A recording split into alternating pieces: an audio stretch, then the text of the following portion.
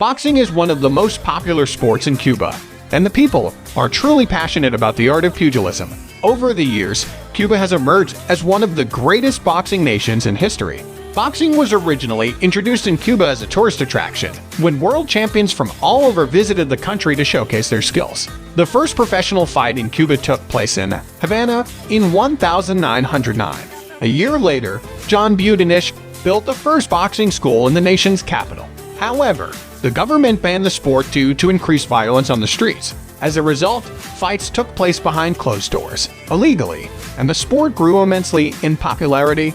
In 1921, the Cuban government gave boxing another chance, establishing a national commission to oversee the sport. From then on, Cuba enjoyed a rich boxing tradition that saw many great fighters emerge from the island nation. While we don't claim this to be the all list of great Cuban boxers, these 5 men are certainly at or near the top of everyone's list. These incredible individuals were fearless in the face of adversity and represented the prestige and honor of Cuba in the ring. Today, Wild Boxing shares the 5 greatest Cuban boxers in history. Nicknamed El Cepillo, Joel Casamayor competed professionally between 1996 and 2011 and is a fighter fresh on the minds of boxing fans in the last 2 decades.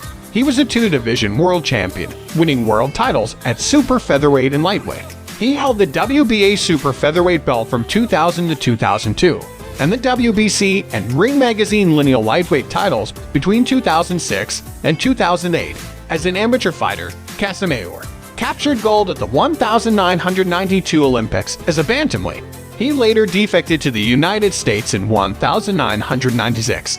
Notable victories include wins over John Quan Beek, Nate Campbell, Diego Corrales, Lemon Pearson, and Michael Katsidis. He later lost bouts to Robert Guerrero and the legendary Manuel Marquez, but that was because he was past his prime, and those fights took place late in his career. His last fight took place at the MGM Grand in Las Vegas against then undefeated rising star Tim Bradley in 2011. It was for the WBO World Super Lightweight title. Casamayor lost via 8th-round technical knockout. Both men wearing white in this battle. Been controlled by Casamayor. Big left hand, and Ramirez is in trouble, and he's down. Seems an unnecessary. And still, the Ring Magazine lightweight champion of the world, Joel Casamayor.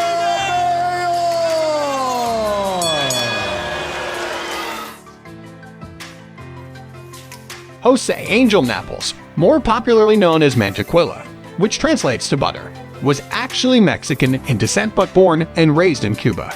He made his professional debut in Havana against Julio Rojas and competed between 1958 and 1976, going 24-1 to start his career.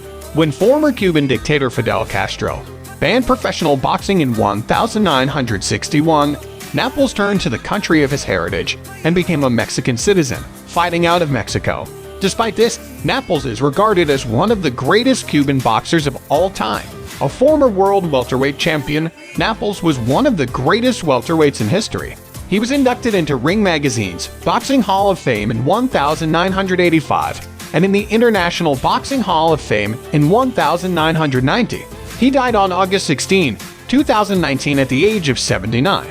One of the reasons Napoles was so well loved by fans was because he never cared for superficial accomplishments. All Napoles wanted to do was fight and dominate foes in the ring and give the fans a show.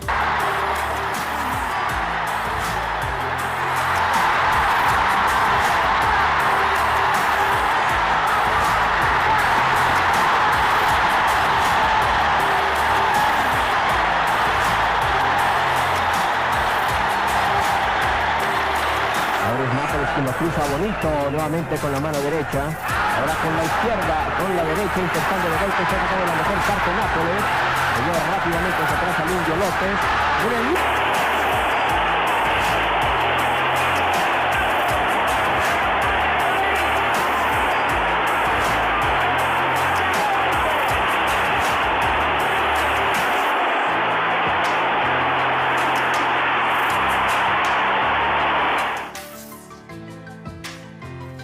Luis Rodriguez, more popularly known as Eligio, which translates to the Ugly, was a Cuban professional boxer and one of the best welterweights in the history of the sport. He was the first welterweight in history to actually win the WBA and WBC world titles and not be awarded them. In 1963, he held the WBA, WBC, and lineal welterweight titles. In 1969, he challenged for the WBA and WBC middleweight belts, but lost to Nino Benvenuti by knockout. Like many fighters in the country, Rodriguez left Cuba after Fidel Castro banned professional boxing in 1961. Rodriguez would later on compete in the United States, fighting out of Miami, Florida, honing his skills under legendary coach Angelo Dundee, the same man who trained the Muhammad Ali. Rodriguez sharpened his tools alongside big names such as Ralph Dupas, Willie Pastrano, Florentino Fernandez, and Pinklon Thomas. After a stellar career, Rodriguez retired in 1972, ending with a 107-13 professional record, including 49 KO. He was inducted into the International Boxing Hall of Fame in 1997. In 2009, Ring magazine ranked Rodriguez the third greatest Cuban boxer of all time.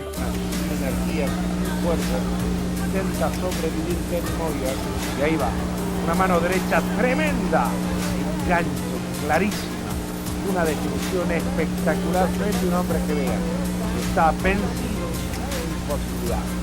Un knockout clásico, un gran boxeador de siempre. Luis Manuel Rodríguez. Eligio Sardinas, more popularly known as Kid Chocolate, was a wildly successful super featherweight between 1927 and 1938. As an amateur fighter, Kid Chocolate engaged in any fight he could participate in, and he had loads of experience by the time he turned professional. Also nicknamed the Cuban Bonbon, Kid Chocolate went undefeated in his first 56 fights, ending up with a 55-0-1 record before suffering his first setback against Jack Kidberg in August 1930.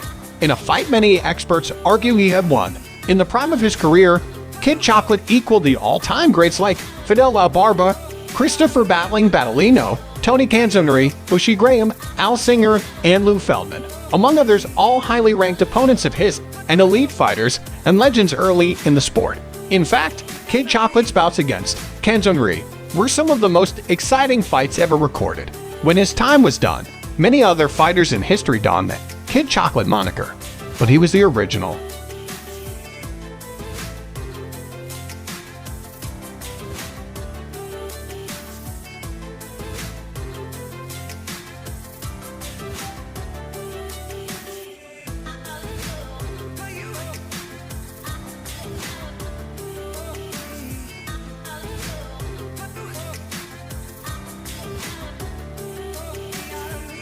Gerardo González, more popularly known as Kid Gavilán, competed against the very best in boxing's welterweight and middleweight divisions between 1943 and 1958. Within this 15-year period, Kid Gavilán produced a standout 108-35 professional record, with 28 knockouts. Cuban fighters have long been known for their technical ability, and Kid Gavilán was an absolute master in the ring. He became famous for having popularized the bolo punch, which he used effectively in his performances. In 1953, the Boxing Writers Association of America named Kid Gavilán Fighter of the Year. He made Ring Magazine's Boxing Hall of Fame in 1966 and was named the 26th greatest fighter of the last 80 years, as well as the third greatest welterweight of all time. He was inducted into the International Boxing Hall of Fame in 1990.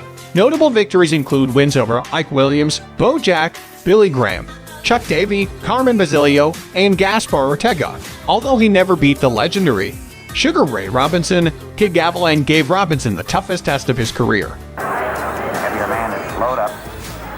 Head's an open target.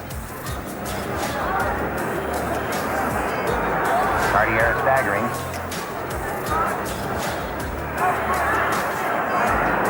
Trying to get away. He's staggering. He falls over and collapses on his side. His gloves under him. There's Ruby Goldstein, who's called it over. Hits a knockout from the edge of certain defeat to smash out this victory.